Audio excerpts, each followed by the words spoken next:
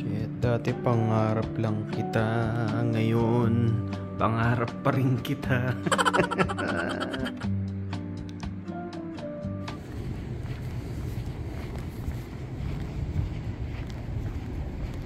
What's up guys? So second day ko. Hindi ako nakapag-vlog kahapon. First day ko kahapon, orientation na may preceptor na ako. So ang program kasi dito sa rehab ay 3 araw sa iba't ibang therapist. So yung first day ko sa occupational therapist ako, second day physical therapist, tapos bukas yung third day ko ay sa speech therapy. So well, of course hanggang alas 4 lang naman yung sa mga therapy, no? Pero after noon, sa preceptor, well, morning 6 o'clock hanggang 8:30 sa preceptor muna ako, kung ano man matuturo niya, medpass, mga ano mga ano yun. So and then 8:30 hanggang alas 4 sa therapy ako. So ipapakita lang nila kung ano ginagawa nila doon sa gym, yung mga pasyente kinukuha.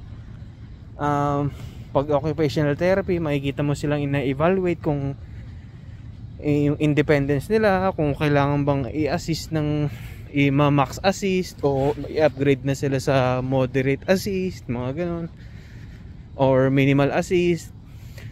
Kanina yung actually yung occupational therapy more on talaga ADLs yung inaano nila mga gano, punta sa toilet, mga ganun. Yung physical therapy naman, titignan lang kung kaya nila mag-transfer from bed to chair, chair to bed, ilang lakad naman, may assist ba siya kapag kailangan maglakad, kung kailangan ba ng walker o upgrade niya sa cane. So pinapakita lang nila yung mga trabaho nila doon. And kung may kailangan talaga sa kunyari nursing assist, nursing concern habang tinitherapy, yun, iraradyo na lang sa mga nurses mga kailangan. Nakakapagod nakakapagod bumuntot, promise. Yun, nakakapagod bumuntot sa preceptor, nakakapagod bumuntot sa therapy. I mean, actually yung therapy tinuturuan din ako, no, kung sige, ganito mawak ng belt, yung parang yung transfer belt, ganyan. Pag naglalakad, dito ka sa weak side, i-guard mo yung weak side, mga ganyan. And then sa preceptor ko naman, well, pangalawang araw pa naman, pinag-testing niya na ako mag-scan ng mga meds, mga ganun. So tsaka nagbigay na rin ako ng mga meds. Tapos kanina may IV insertion lang, ang hirap eh. Pero parang napahiya ako ng konti kasi syempre alam nila yung background ko, galing akong ER. Well, diba, sino ba namang mga taga-ER dyan? Wala namang tawag dito eh. Pag talagang mahirap eh. Pero ayun, nakuha ko naman. Pinapakita pa lang sa akin ng preceptor ko paano mag-document sa ganyan, sa Cerner. Tapos pinag-ano niya na ako, pinagdo-document niya na ako sa Cerner, pa-sign, magpa-scan, mga ganyan-ganyan. So nakikita ko na yung proseso nila pag may bagong admission. So ayun, yun lang naman guys, and update ko kayo ulit sa susunod na mga araw. Kasi bukas speech therapy hanggang 12 o'clock lang ng noon time. Tapos from noon time hanggang matapos yung araw, hanggang 7:15, 7:30, doon lang ako sa preceptor ko. I hope pahawakin niya na ako ng sa charting system, para ang hirap kaya sobra pag hindi mo hinahawakan yung mga bagay na kailangan alamin mo na. Siguro may isa lang program, hindi ko ma-judge, hindi ako judgmental. So yun, bahala sila sa kung anong program na ibigay sa akin. Alright, yung heating wall ready na sa akin.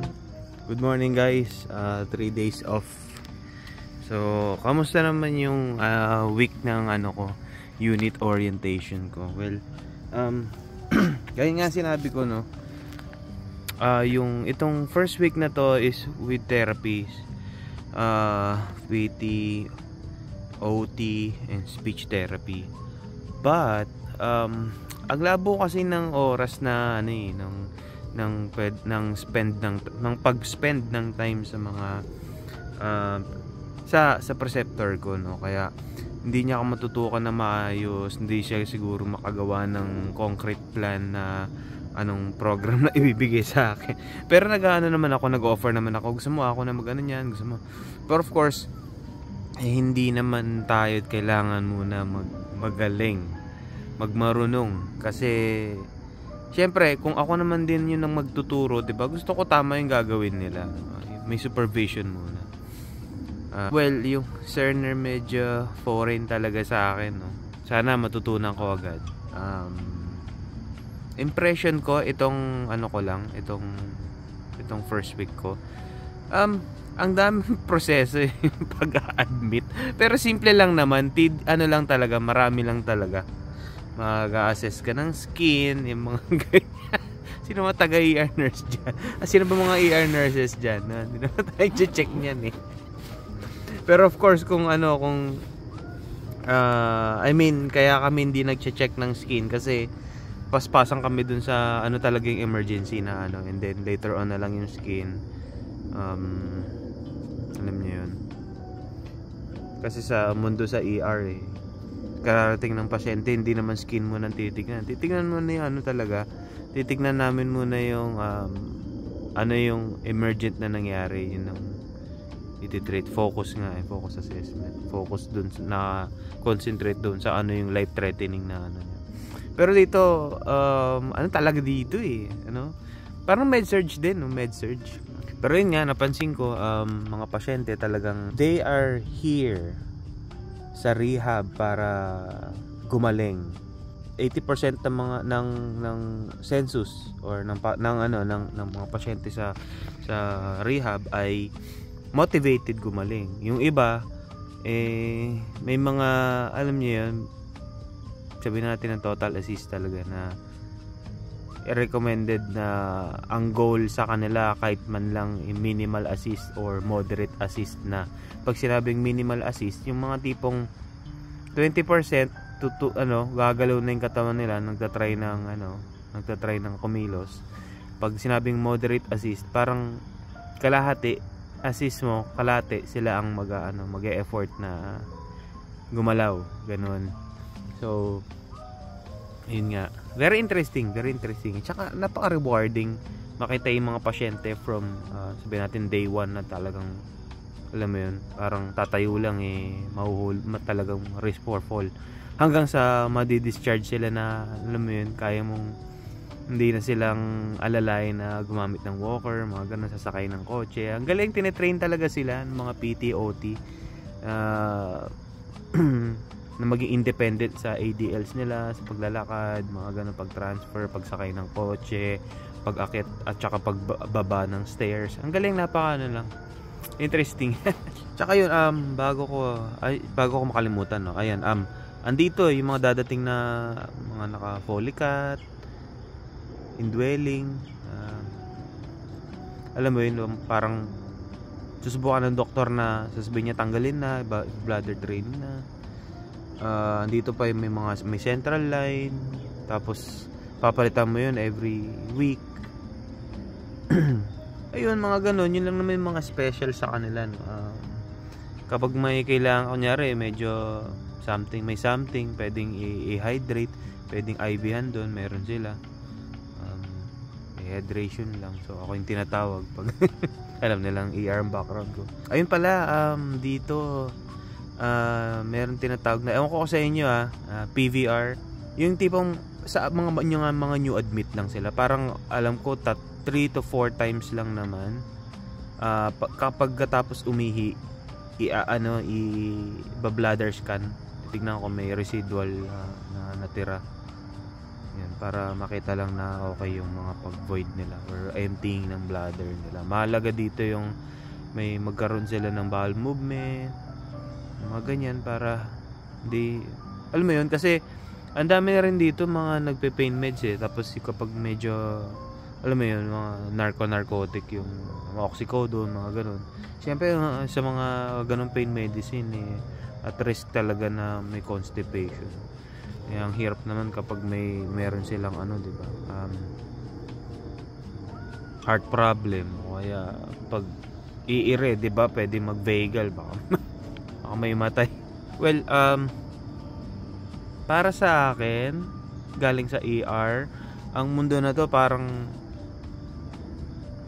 i-continue mo lang yung mga nila talaga, yung mga medications nila na tinitake nila daily or mga home meds. Tapos may mga abang lang na mga pain medicine kung may kailangan sila. Kasi nga for rehab, di ba, pinipiti at OT sila. So mag-aabang-abang ka lang din kung sino yung mga magbababa mga BP, sinong parang magkakaroon ng medyo, alam mo yun, some dehydration, mga ganun. Yan. Kasi iba sa kanila, parang walang gana kumain, mga ganun. Hindi masyado uminom ng tubig, or yung mga pasyenteng post-stroke, diba, parang hindi naman ganun karaming iniinom nilang tubig, limited lang kasi hindi pa maganda yung swallowing nila, nakakatakot, diba. So sila yung mga medyo, alam mo yun, sa clinical eye mo na ako, baka yan ma-dehydrate. So yun, marami pa akong kikwento sa inyo. So 1 week pa lang naman ako Alright, galing kaming duty at dito kami ngayon sa K-Pat, dito sa Maryland. Of course, yan. Kailangan i-celebrate mga konting diba, mga achievements. Hi. Yeah, we're here in Rockville, K-Pat. Kailangan i-celebrate mga konting mga small achievement. Marunong na po siya mag-vital Marunong na po akong maglagay ng barrier cream. Ay, salamat tinulungan niya ako kanina. Guys, hindi siya marunong gumamit ng vital signs machine. Grabe. Marunong ako, manual ko lang noon. Hindi yung sinisend. Grabe naman yun. Pati ba naman yun? Hindi mo sinisave. Sinisave ko yun. Sinisave ko yun. Hindi ka lang marunong mag-send. Oo, hindi lang marunong mag-send. Oo. Hindi, fresh na fresh ka pa ngayon. Ay guys, sabi nga pala ng isang assistant manager namin, oh, look at your wife. So pretty. Look at her skin. Sabi niya. Oy, ano masasabi mo dun? I'm flattered. Oy, grabe siya. Ay. I mean, ganito kasi namin enjoy yung mga namin sa isang lugar through food. Alam ko marami pa talagang ang dami talagang pwedeng subukan dito Ma-overwhelm ka sa dami. Ma-overwhelm ka sa alam mo yung tipong kung anong mood mo, kung alam mo yun. May natutunan na. Thank you Thank you talaga kanina. Yun. Patulong ako sa kanya. Oo.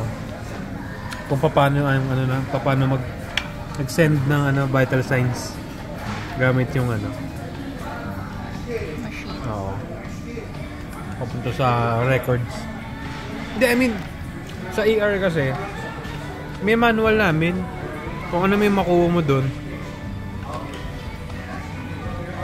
Tatandaan lang namin, tapos mamanualin na lang namin sa computer. Yun lang. Ganun.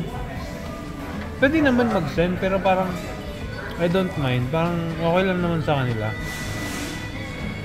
Pero dito parang kapag minanual mo, parang magdududa pa sila kung binago mo Ewan ko, ganun ang pakiramdam ko. Kaya yun. Guys, order na. Uy, ano to? Makain pa kayo niyan guys. Pork brain.